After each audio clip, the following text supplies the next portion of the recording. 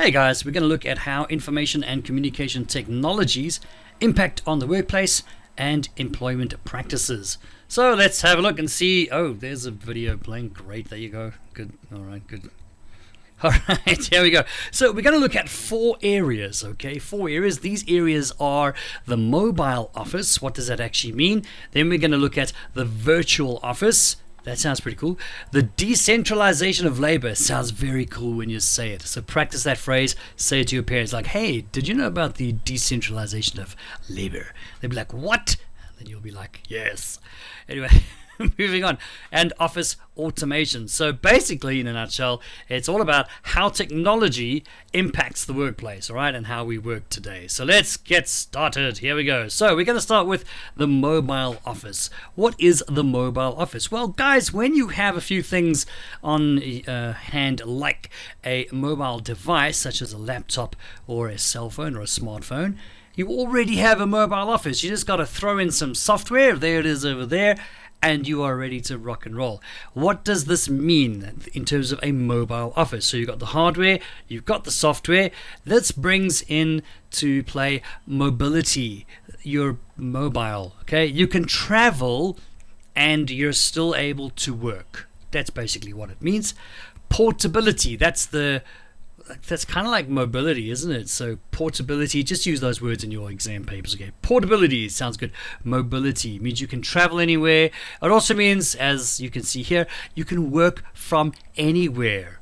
Okay, that is what the mobile office is all about. And again, you don't need much, okay? You just need these three things. You need hardware, so that will be your smartphone or a laptop, or even what are those little ones? I can't remember. Software, okay, decent software, something like the Office Suite or even Google Suite as well. That's pretty cool. And then, of course, you need internet access if you can get online. Okay, that's also very handy. And that, ladies and gentlemen, is what the mobile office is all about. Let's have a look at the next one. The virtual office.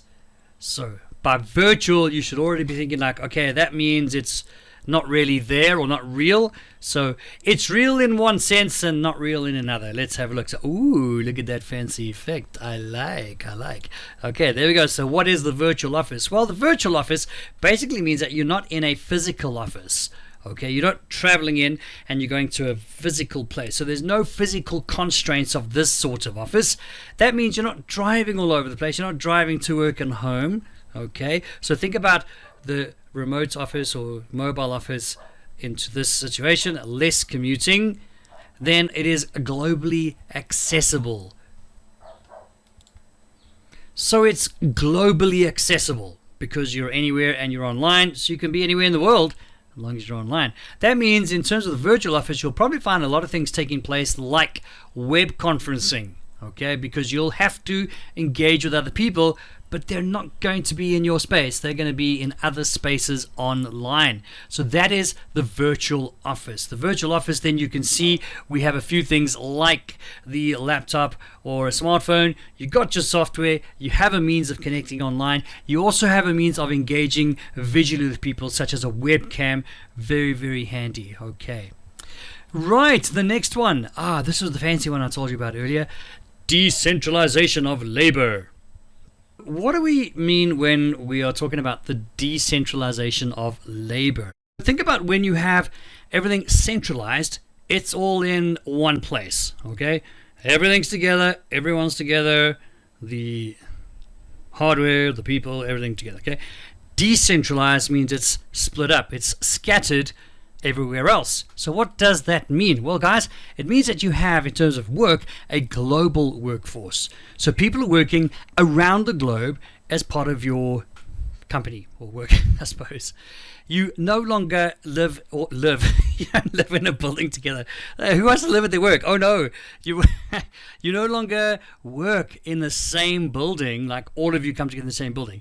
You're actually all over the world. So that's the decentralization of labor.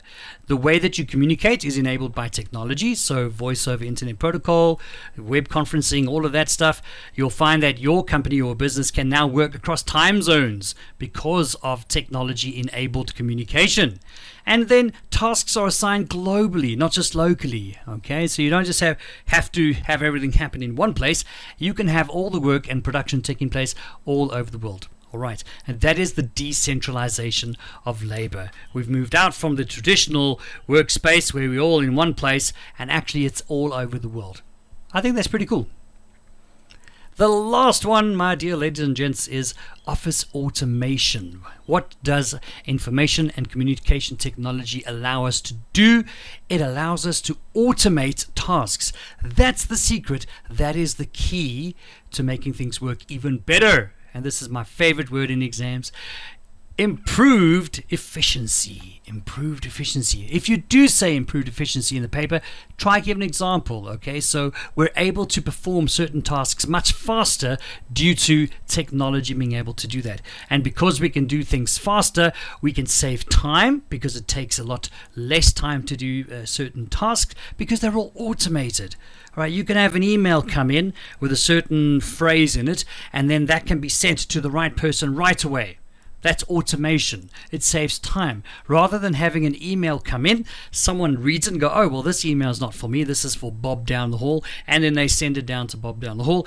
That is wasting time. We can automate that with programs which automatically detect what has to happen, and it does that for us right away. That means we have a reduced workflow. That's what that means, reduced workflow. It doesn't go from X to Y to Z. It just goes from X to Z. There's no multiple steps. It reduces the number of steps for something to happen because everything is automated. So there you go, guys.